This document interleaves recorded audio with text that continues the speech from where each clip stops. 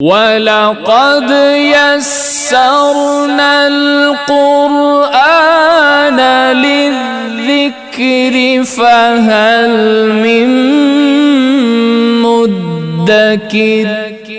کیا دو بہنیں ایک نکاح میں ہو سکتی ہیں؟ قرآن نے کہا وَأَن تَجْمَعُوا بَيْنَ الْأُخْتَيْنِ إِلَّا مَا قَدْ سَلَفَ إِنَّ اللَّهَ غَفُورٌ رَحِيمٌ۔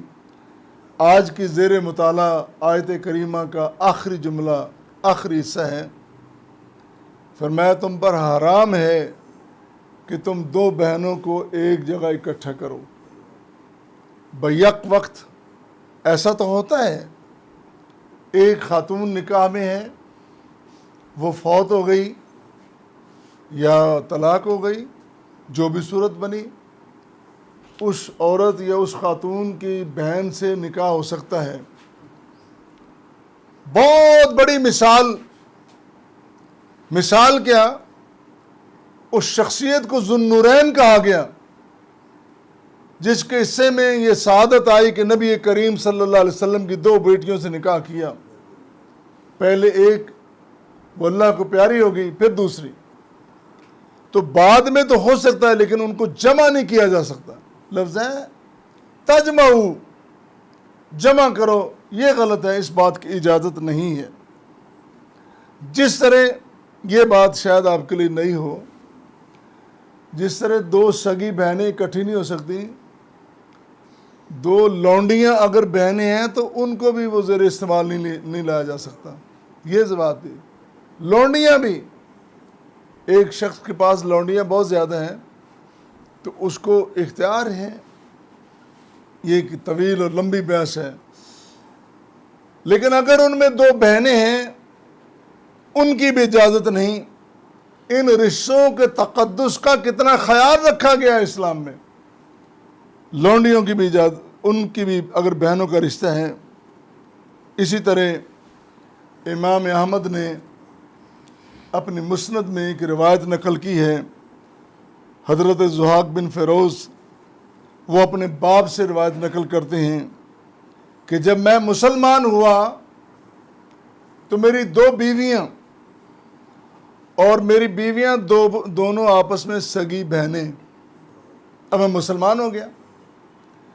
پہلے جو کرتا رہا، قرآن نے کہا نا کہ اللہ ما قد سلف، جو پہلے گزر گیا سو گزر گیا۔ اب تم اسلام میں آ گئے ہو تو اسلام کی پابندی کرنا پڑے گی۔ جب مسلمان ہو گئے تو نبی کریم صلی اللہ علیہ وسلم کی خدمت میں حاضری ہوئی، پتہ چلا، آپ نے فرمایا طلق ایہما شئت، ان دونوں میں سے ایک جس کو تو چاہے ایک کو طلاق دے دے، دونوں کو اکٹھا نہیں رکھ سکتا۔ لہذا وہ تو اشارہ ابرو پہ سب کچھ قربان کا، ہماری طرف دعوے بڑے ہیں، دعوے دن رات دعوے ہیں، کام سارے اپنی مرضی کے۔ انہوں نے ثابت کر دیا اطاعت کیا ہوتی ہے، فرما برداری کیا ہوتی ہے، پیروی کیا ہوتی ہے، اسلام کیا ہوتا ہے، شریعت کیا ہوتا ہے، انہوں نے ثابت کر دیا۔ آخری جملہ، جس طرح دو سگی بہنیں، دو لونڈیاں اگر بہنیں ہیں تو وہ بھی نہیں، اسی طرح خالہ اور بھانجی آپس میں اکٹھی نہیں ہو سکتی، اور پھوپھی اور بھتیجی بھی آپس میں اکٹھی نہیں ہو سکتی، دو بہنیں بھی آپس میں اکٹھی نہیں ہو سکتی۔ یہ جو رشتے مقدس محترم قرآن کریم نے ٹھہرائے ہیں، یہ ہمارے لیے انتہائی قابل احترام ہیں۔ ہماری بڑی سعادت ہے کہ اگر ہم کسی ایک آیت مبارکہ پر، کسی ایک حدیث نبوی پر ڈٹ کے عمل کر لیں اور کل کلاں کہہ سکیں اور فخر سے اپنا سینہ چوڑا کر سکیں، ہم نے نبی کریم صلی اللہ علیہ وسلم کے ساتھ وفاداری کی ہے، اور پھر نبی کریم بھی پہچان کے کہیں یہ میرا دیوانہ، یہ میرا مجنون، یہ میرا پیارا، جس نے دنیا کو ناراض کر لیا لیکن مجھے ناراض نہیں کیا۔ اللہ ہمیں بھی سعادت مند بنا دے۔